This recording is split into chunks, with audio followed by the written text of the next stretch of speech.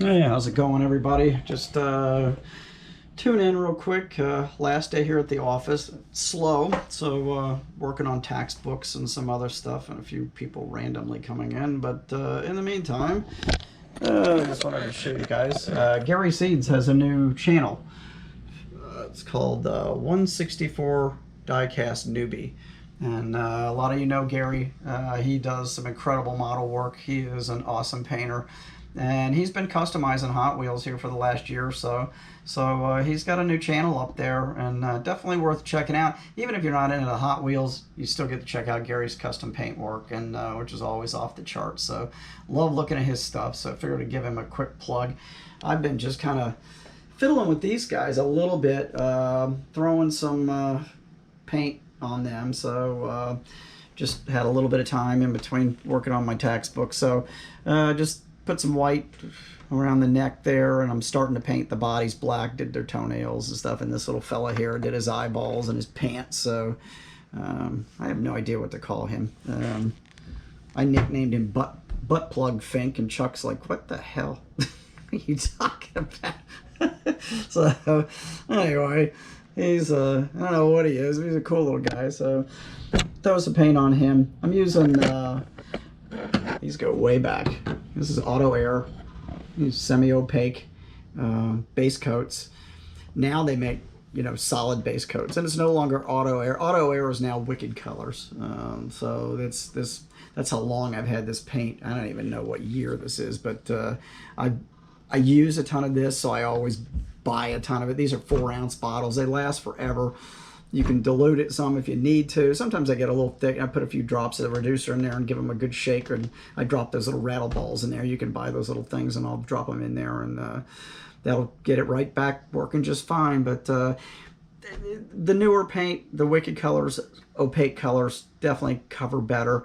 With it being semi-opaque, two coats, sometimes 3, you know, to cover up, because where I'm airbrushing the color, you got to go over that, you know, because it oversprays, obviously. So sometimes you got to do a couple coats, usually 2.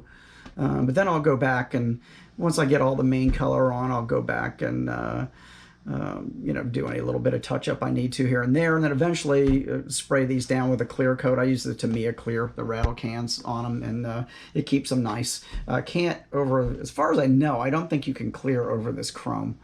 So in that case, what I will probably do is, if I don't tape it off, or a lot of times I'll just wrap a piece of paper around it, and, you know, put tape around the edges and wrap a piece of paper around it, and then shoot everything else with some flat. I usually do flat colors on these, and same with the buzzards. I paint these in flat tones usually. The head of this has already been sprayed with some flat clear, just so I don't nick it up when I'm working on the other paint. And you can see the black is still very glossy, but it won't be. That'll all be flat by the time I get done with it. So these are hard to paint. I mean, all these little, you know, feathery details in there, it's very time consuming. So I'll take a huge brush, whoops, like this one, and I'll just gonna lay some really heavy coats of paint on all of these areas, and I'll get right down around the edge as close as I can.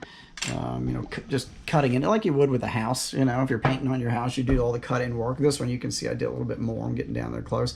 And then go back with a small brush, and you got to work in around all those little feathers and details. So this is definitely not a sculpt that I would commercially sell. I used to do some of the buzzards that I got from Jimmy Flintstone.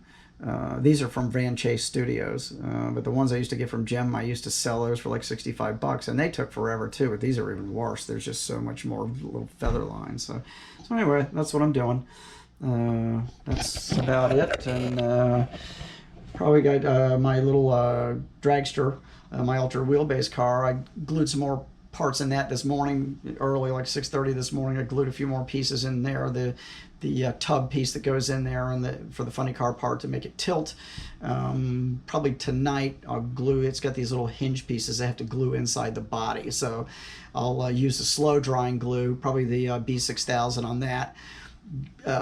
Get those set in there, get the glue in there, and get those set in there, and then it sits overnight. That's the only thing. I mean, it'll set up, you know, in 20-30 minutes, but it really needs to sit overnight to really just solidify and be nice and sturdy. So no, it's not like I have a rush, because, you know, after tomorrow, I'm going to have lots of time on my hands. But anyway, yeah, that's it for now. Just a little quickie. But again, yeah, check out Gary's channel. And if you haven't subscribed to Gary's model channel, Hanging with Mr. G Seeds, great stuff. Gary's just really good guy, and very friendly, nice guy too. But again, his work is just off the charts. So check it out. And that's it. I will talk to you guys later on, and see how things go. All right. Thanks for coming by. See you soon.